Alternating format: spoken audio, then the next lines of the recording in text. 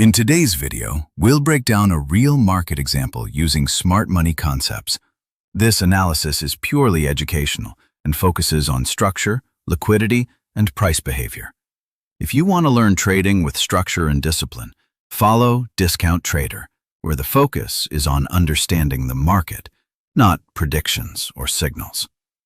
First, notice how the market maintains a bearish structure, confirmed by a valid break of structure. This gives us clear, higher time frame directional bias. Price then retraces into a premium point of interest. Liquidity is collected, and inducement is formed before the actual move. This sequence helps us understand why price moves, not just where it moves. Watch till the end to see this process explained step by step with discipline and clarity. Now let's focus specifically on the liquidity sweep in this chart, because this is the key event that fuels the entire move. Liquidity in the market exists where retail traders place their stop losses and breakout orders.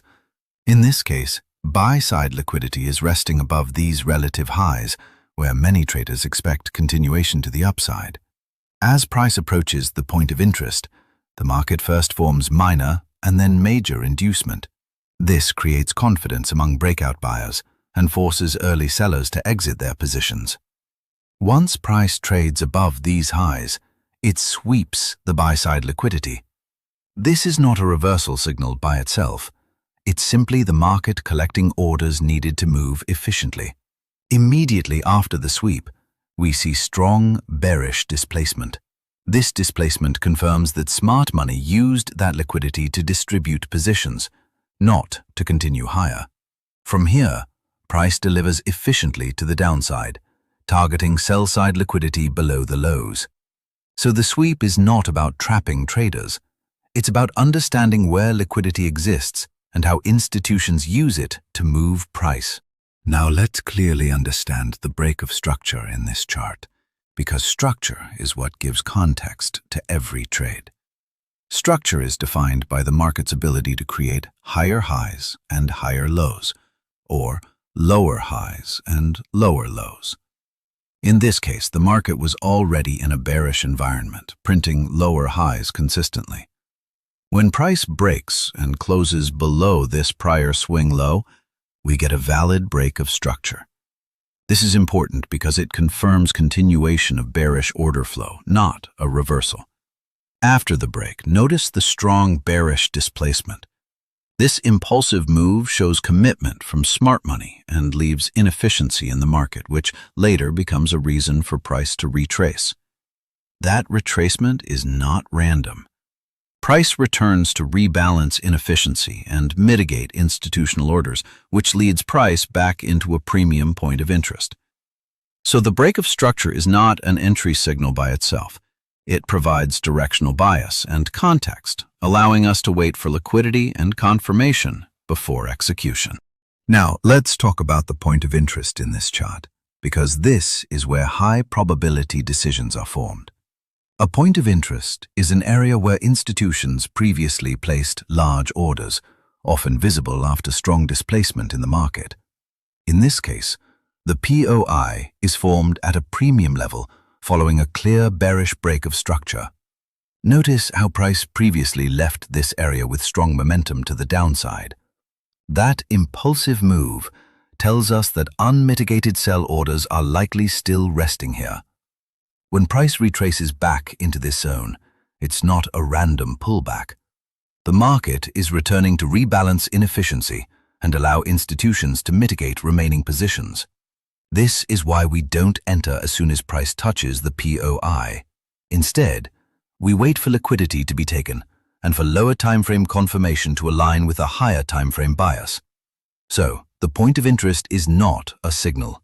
It's a location. It provides context, patience, and structure for disciplined trade execution. Now let's focus on minor inducement, because this is where many traders get misled before the real move begins. Minor inducement forms when the market creates small internal highs or lows during a corrective phase. These levels attract early entries and tight stop losses from impatient traders. In this chart, Notice how price builds a series of short-term highs just before reaching the point of interest. These highs appear to suggest continuation, but they are actually serving as liquidity pools. When price trades into the POI, it briefly moves above these internal highs, collecting stop losses and triggering breakout orders. This process provides the liquidity needed for larger participants to position themselves. Minor inducement alone does not cause the reversal. It simply prepares the market by removing weak hands before the larger liquidity event occurs. Understanding minor inducement helps you avoid early entries and wait for confirmation aligned with higher time frame structure. Now let's break down the concept of major inducement, because this is the final liquidity event before the real move. Major inducement forms at obvious highs that are visible to a large number of traders. These levels attract breakout buyers and trend followers who expect continuation. In this chart, notice how price creates clear relative highs just above the point of interest. These highs represent a significant pool of buy-side liquidity, including stop losses from sellers and buy-stop orders from breakout traders. When price moves above these highs, the market is not confirming strength. It is intentionally collecting liquidity required for institutional distribution. Immediately after the sweep, we see strong bearish displacement, confirming that this liquidity was used to sell, not to continue higher. So major inducement is not a reversal signal by itself. It is a liquidity event that completes the setup and prepares the market for directional expansion aligned with higher timeframe structure. Now, let's focus on sell-side liquidity because this is where the market typically seeks efficiency and balance. Sell-side liquidity exists below obvious lows, where retail traders place stop losses on buy positions and pending sell orders. These levels act as magnets for price, especially after distribution at higher prices. In this chart, after the market sweeps buy-side liquidity and shows strong bearish displacement, price begins moving with clear intent toward the sell-side liquidity resting below the previous lows. This movement is not random or emotional. It reflects institutional order flow seeking opposing liquidity to efficiently close or rebalance positions. Notice how price respects internal structure during the move, creating controlled pullbacks rather than sharp reversals. This behavior confirms that sell-side liquidity is the objective, not an immediate reversal.